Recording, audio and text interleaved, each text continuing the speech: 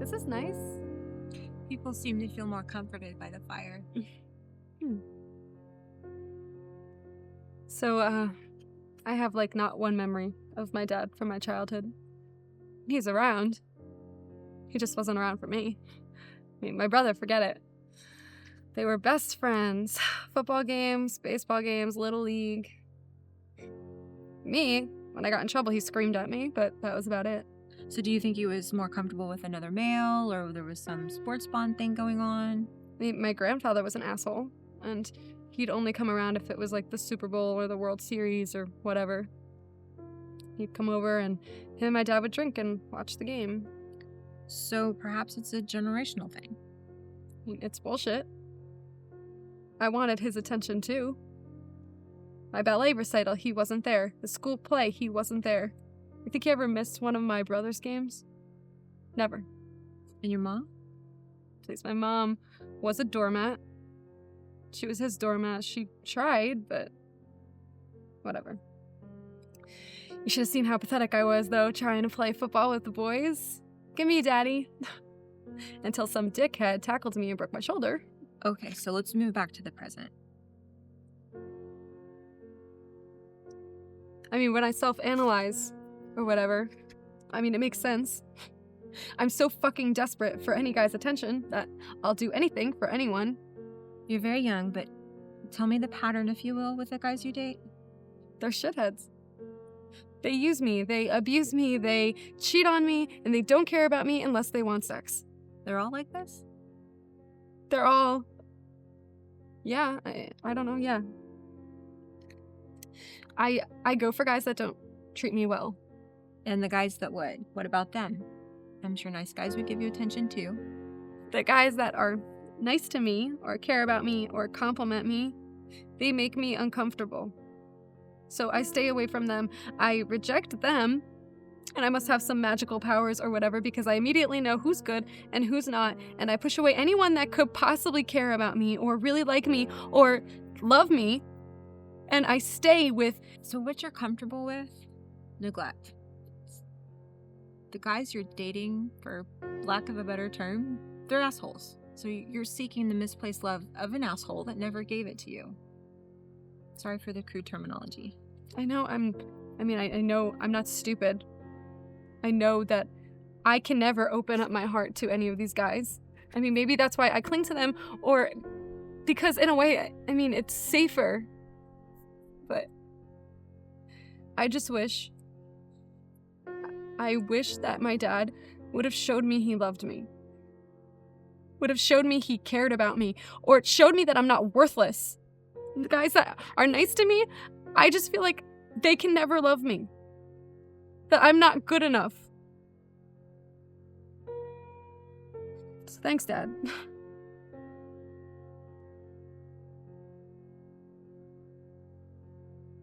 So, I mean, it's interesting. The reason I'm here. I'm okay. I don't really have any problems that would cause me to be in therapy. That's good to hear. So, why are you here then? Someone very, very close to me is an addict. And,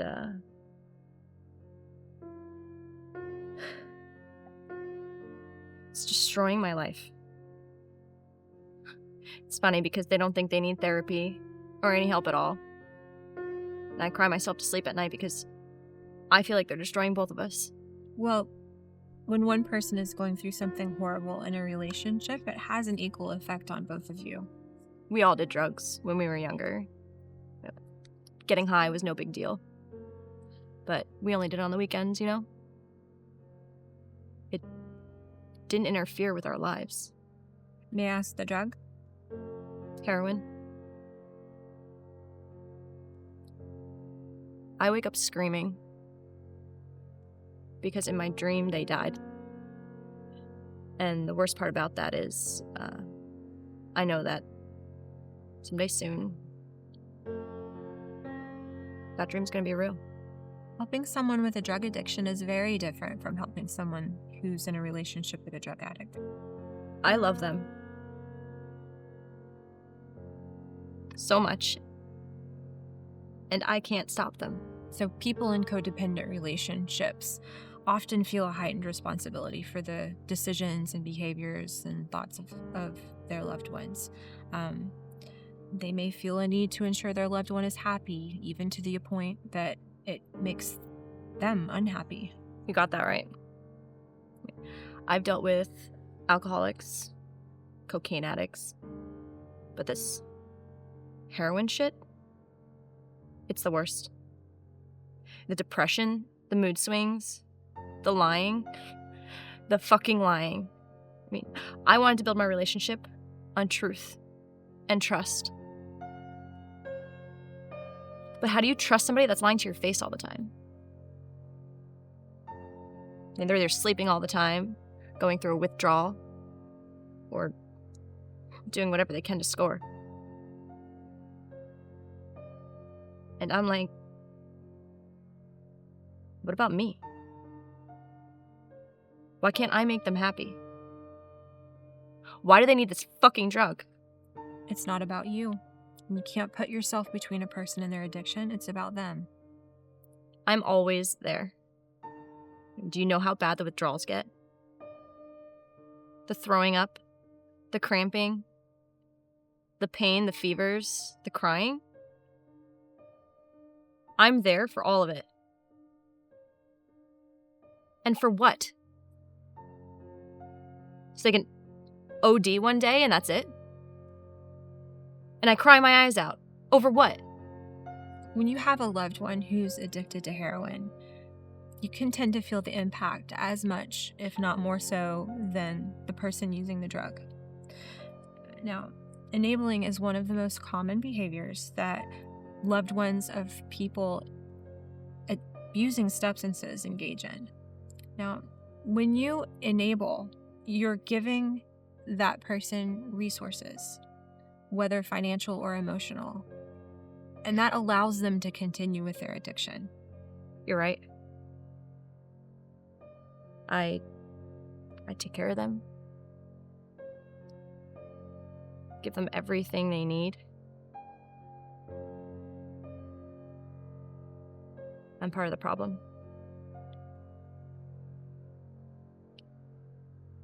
But I love them.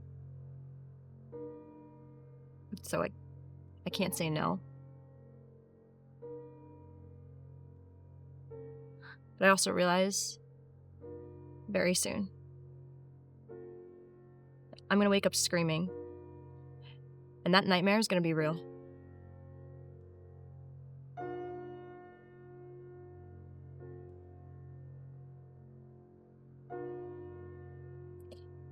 Do you know why I'm here? There are many reasons people seek out therapy. Grief and anxiety, depression and trauma, addiction and relationships are among the most common. Yes. Yes, I suffer from all of that. I'm always depressed and I'm always fighting with myself because half of me has these dreams and goals and these huge, passionate desires, and the other side of me keeps telling me what a loser I am. And how no one cares about me, no one believes in me, no one loves me. Okay, slow down, one at a time. And you know the worst part? I had a boyfriend. And all I wanted was for him to believe in me, and he wouldn't. He laughed at me. He used me. So I told him to get the hell out of my life. But when he was gone, I didn't believe in myself. I keep telling myself I'll never be anything. So it's not so much a specific problem or issue you're dealing with. The problem that you're dealing with is you. I am a very passionate person. I have so much love in my heart. And I can't find anyone to share it with. Well, the old adage says if you can't find love until you learn to love yourself. I do love myself. And I hate myself. You see, I told you I'm crazy. You're not crazy. When I'm too confident, people think I'm a bitch. And when I have no confidence, people think I'm weak. You can't live by what other people think. I try to change my way of thinking. Forgive myself. Spend time with positive people. But it always winds up the same. Sometimes I get these thoughts. All the things I want to do with my life. And these thoughts, they just keep racing and racing and racing, and I keep dreaming and dreaming, and at the same time, I'm laughing at myself because I can't do any of it. I keep telling myself I'll never be anything. Was your family supportive of you, or did they talk to you in a negative way? Boyfriends as well? When they tell me that I can't do anything with my life, I hate them. And I want to prove them wrong. But also a small part of me believes them. When my ex-fiance would tell me I was wonderful and that he supported me, I didn't believe him. I didn't trust him. You see, I am my own worst enemy. Sometimes I wake up in the morning and I walk to my closet and scream. How does that feel? How does screaming make you feel? At first it helps. I feel a release. And then my roommates look at me like I'm insane. Maybe scream when you're alone. Yeah, maybe.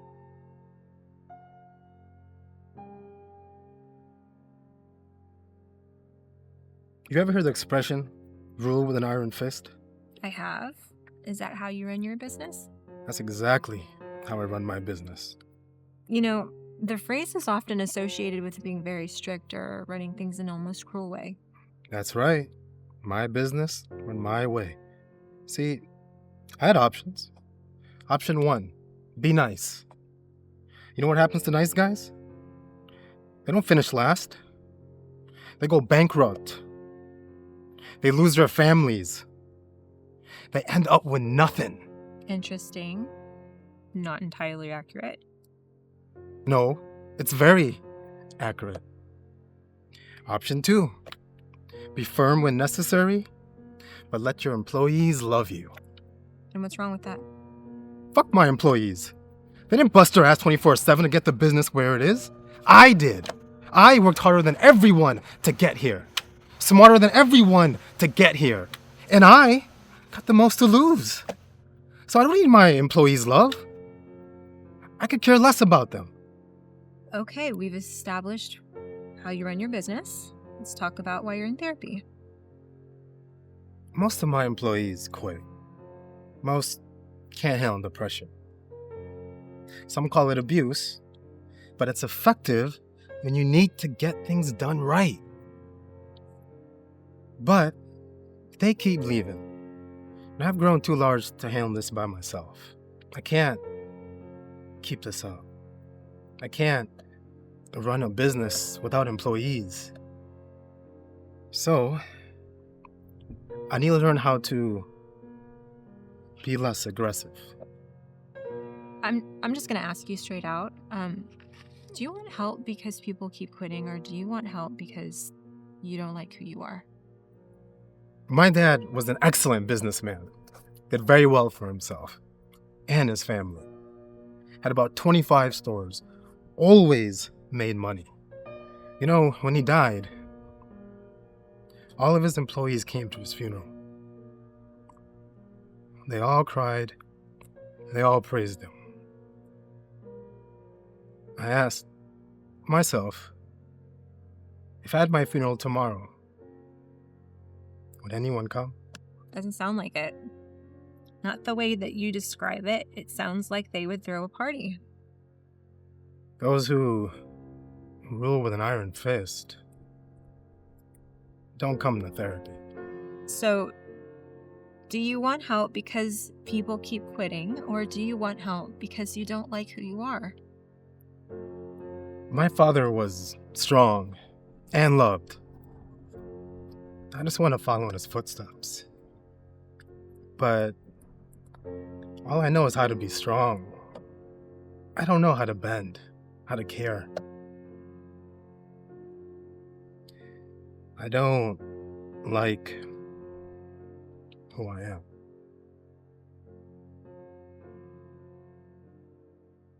This is some bullshit, right? Therapy, this shit doesn't work. Why I gotta be here? Court felt it was in your best interest. It was your third arrest this month. Why? Why? Because I'm stupid, I got caught. I've learned a bit about you, and you're not stupid. In fact, you're just the opposite. So you're trying to say that I got caught on purpose? You think I wanted to go to jail? Shit. You're the stupid one. I think you did want to get caught. People tell you a lot of crazy shit, huh? You gotta listen to them talking about wanting to kill themselves, men that can't get their dicks hard, and women that cheat on their husbands. You picked a strange choice for a job. Did you want to get caught? You got any idea how hard my life has been growing up? Where you grew up, the suburbs or some shit, it was safe to take kids to the playground, right? When I was a kid, the playground was full with broken bottles, fucking dirty needles from junkies, people trying to fight you. And as you get older, shit just gets harder. I stopped going to school because some boy and his girl brought a fucking gun to school and tried to kill me. So I dropped out. Ain't nobody in my family work, so no education and no money. What kind of job do you think I could get besides selling drugs? I almost got killed twice last month. So stop. There are things you can do. You can go get your GED. You can find a job that maybe it doesn't pay much, but you can grow. Let me tell you something. And out of all the crazy shit you hear every day, this might be the worst. It's safer for me to be in jail. I don't gotta worry about being raped walking into my building. I don't gotta work a job where motherfuckers try to kill me every day. I don't gotta try to be anybody but myself. But you have potential. You don't have to live this life anymore. I don't. Really? You get a sweet 16 party. On my 16th birthday, we spent the night in the hospital because my little brother got shot. Get a car when you're 18. Some dude got me pregnant at 18. At 21, I had to bury my father after cops shot him after he robbed a bodega. I'll be fine in jail. I can take care of myself, and I don't gotta worry about anybody but me. There is always a way out. Not for me. That's okay. This is the direction my life has been pointing to my entire life. So I fight it, right? Yeah. I wanted to go to jail.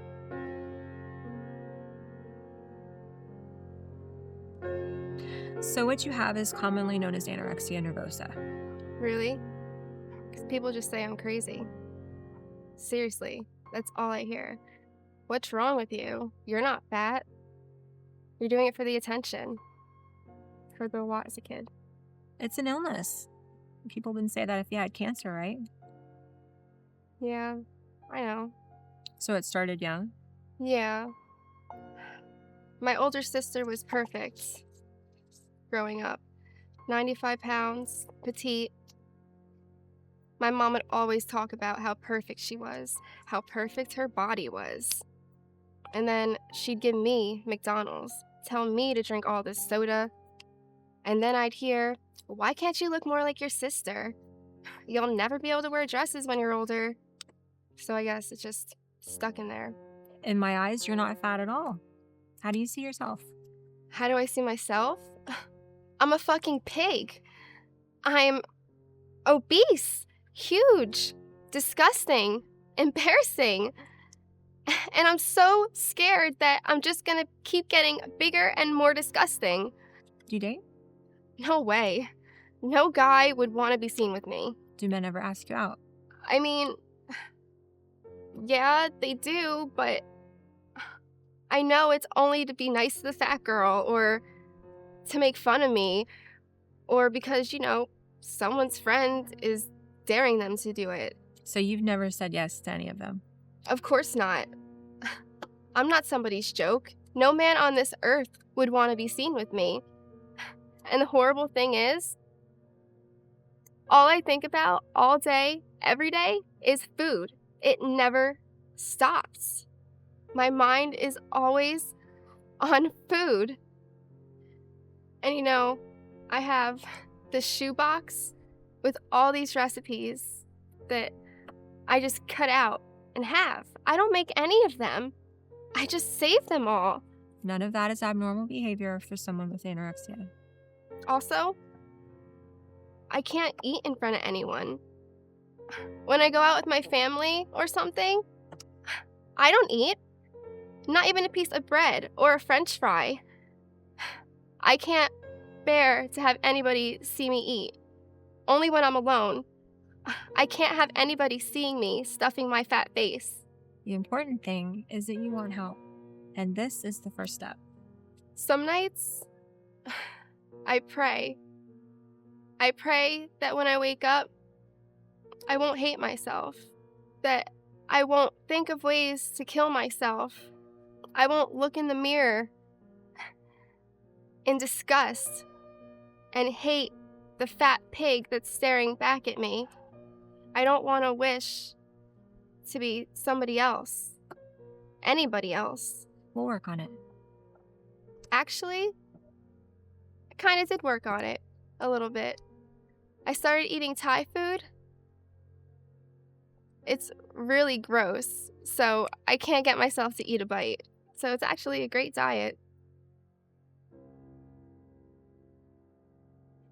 I want to marry him. He's amazing. He's handsome. No, he's more than handsome. He's hot. Oh my God, he's so hot. I can't even tell you. He's sweet. He's caring. My family loves him, and they hate everyone I bring home. Seems like you found a keeper. And we both love to travel, and we both love dogs, and we both want to name our son Mayan. Mayan?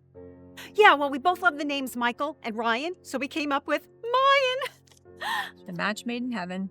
But I also need to break up with him. He hums during breakfast, lunch, and dinner. And he never trims his toenails. Do you want to see how many scratches I have on my legs from his eagle talon toes? My father and I, we grew up loving the Giants. This fucking idiot only loves the Jets. I can't stand him. So perhaps marriage is out of the question? Or it should be? I have to marry him. He's my soulmate. He's my twin flame. I'm Cancer. He's Scorpio. You see? It fits like this. He makes me laugh. He buys me flowers and chocolate and the good shit, not that Russell Stover's crap. He even bought me a Gucci bag. I mean, hey, I'm not with him for his money, but damn, And when we kiss, oh my God, fireworks. I see fireworks. And I'm not just saying that, and I'm not being cheesy. I legit see fireworks. Well, then if you can see past the little things and just focus on the bigger things, then he's the guy you should be with. But he has this disgusting back hair and way too much ass hair. His butt is covered like an ape. And he wants his mother to move in with us. Could you believe that? He's so disgusting. I can't even look at him at times. And did I mention his obsession he has with female serial killers? Oh yeah, he has hundreds of letters from them. Sometimes I think he'd rather be with the Massachusetts man killer than with me. You know, the woman that killed 35 men from Boston? She has a tattoo of tiger eyes on her back, and he wants me to get the same exact one. Well, that sounds like severe psychological problems there. Perhaps avoiding him is the best thing you can do. Tell me something. How long have you guys been together? Oh, we met yesterday afternoon. I found him on Tinder. So what do you think? I should marry him, right? Love at first sight. No, I'm just really bored.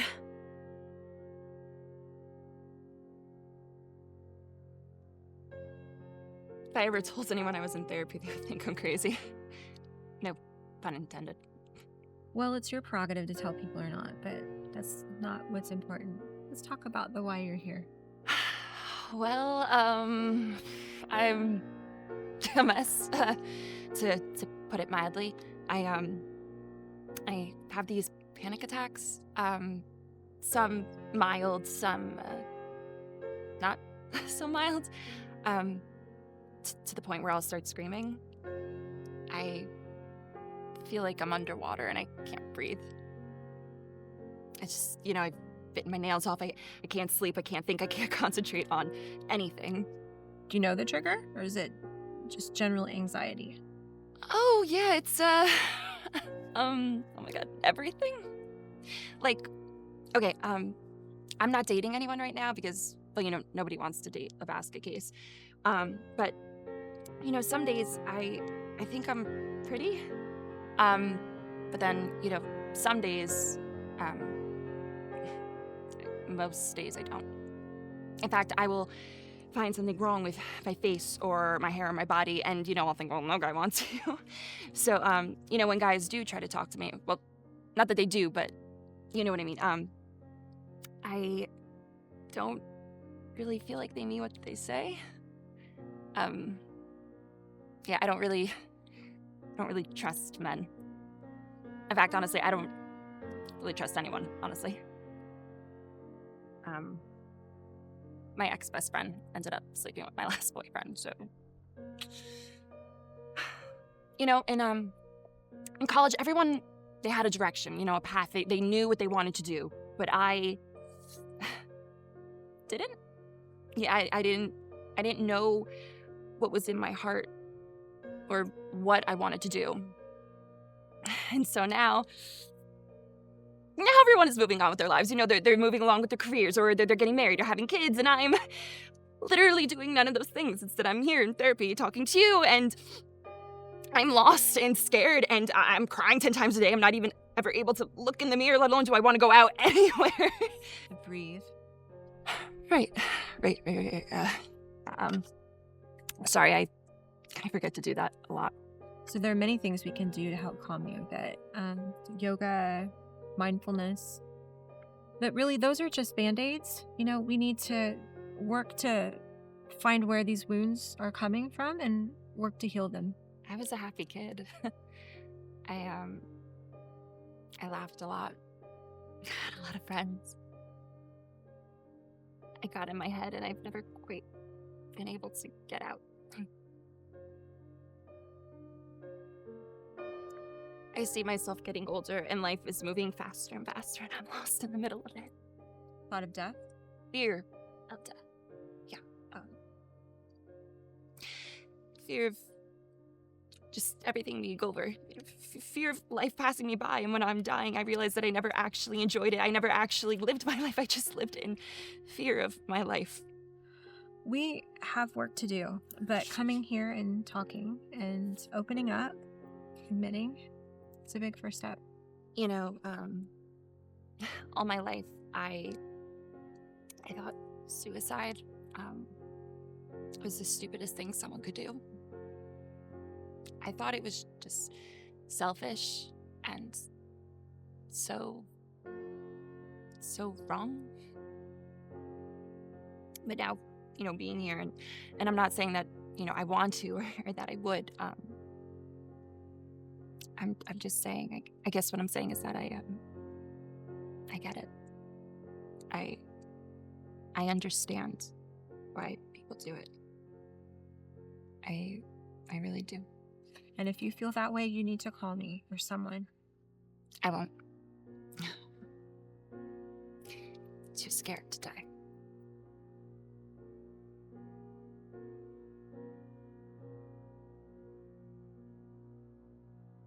What's your primary feeling?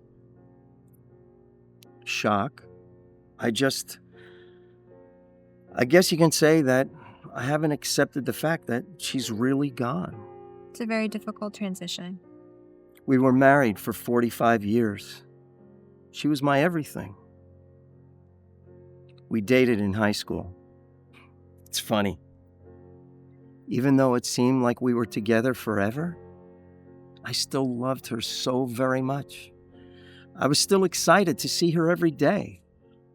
Still grateful to wake up next to her. She had her faults, of course, like all wives do. Things that annoyed me, things that frustrated me. And I miss them. All those things she said or did that were annoying to me, I miss them so much. And the thought that I'll never see her again, I just... Everyone deals with death differently. Some cry for days and weeks. Others get over it rather quickly. I never did anything exciting in my life. Same boring job, day in, day out. And yet I was happy. I was happy being her husband. It was a life that made me happy. And now that she's not here, I don't know why I should be alive. Are you having thoughts of suicide? I always thought suicide as a terrible, desperate thing. But now, it seems almost normal. Like waiting for a bus that never comes. Why wait around? What am I waiting for? And if she's not here, I don't know why I should be alive. You don't live for other people. We can't. Oh, I disagree. I did. I wasn't a slave or anything, but she was my life. It's really that simple. But you have so much life left. You never know what the world will bring you. It won't bring my wife back, right? Sometimes I wish I was a drinker. Wine or scotch. It might dull the pain, but I could never keep it down. I feel as though you're in a state of grief-driven shock. That is a time when depression sets in and it takes over logical thinking. I feel you just need some time. Maybe take a trip and go visit another country. I appreciate you trying to help me. I appreciate my friends calling and offering to take me out. I'm not in shock. I'm not necessarily depressed. I've just come to the understanding that without her here, I have no desire to stick around on this planet. And in time, it's only going to get worse. The longer you wait for the bus that's not coming, well, you know.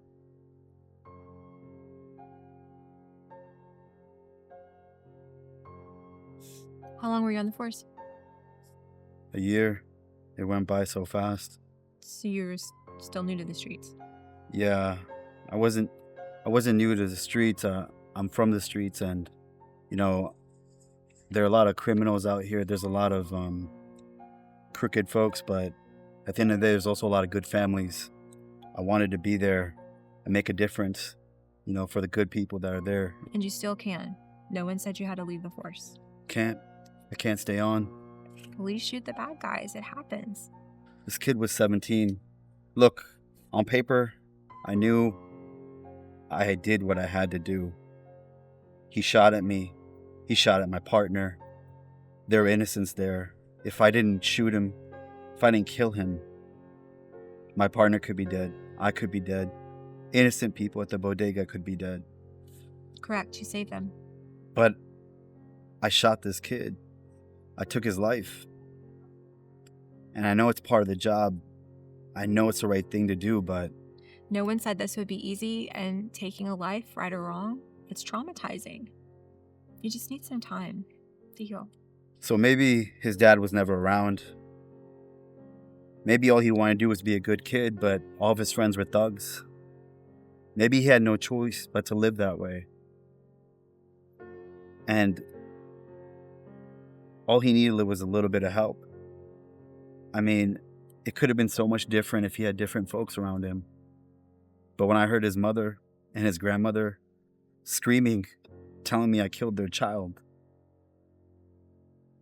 killed their baby.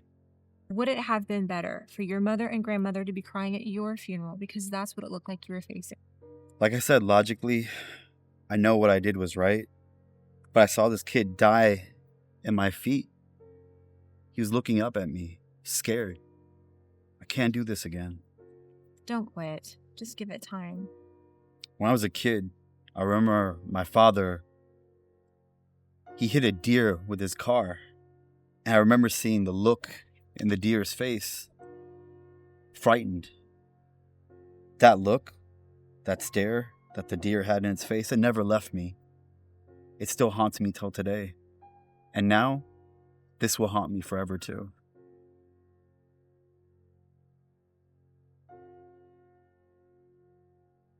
I pretty much sold weed in college just so I can have some extra money, you know? I didn't want to work at the campus bookstore or Chick-fil-A or anything. So after college, when I couldn't find a job because college is fucking useless, I started to sell again. Did you sell other drugs as well? No, just weed. I mean, shit's basically legal now, but back then it wasn't. You know I'm not like a drug dealer, right? I'm not accusing you of anything. So people would just come for like a dime or a nickel. You know, I'm not the Mexican cartel or anything, just little shit. I didn't even know this kid, but you know those Where's Waldo books? He looked like Waldo, so that's why I called him Waldo. He started to come regular, like every Thursday, but most people came on the weekends, but Waldo every Thursday. Were you friendly with him at all? Nah, just business, you know? When did you find out? I was at a party and my friend Ryan came up to me and said that this kid just got wasted and hit a pregnant woman with his car. And I'm like, what? Who? But that's when I found out. You know, I know what alcohol does to people, right? And fuck that drinking and driving shit. But weed's never fucked me up like that. Marijuana significantly impairs judgment, motor coordination, and reaction time.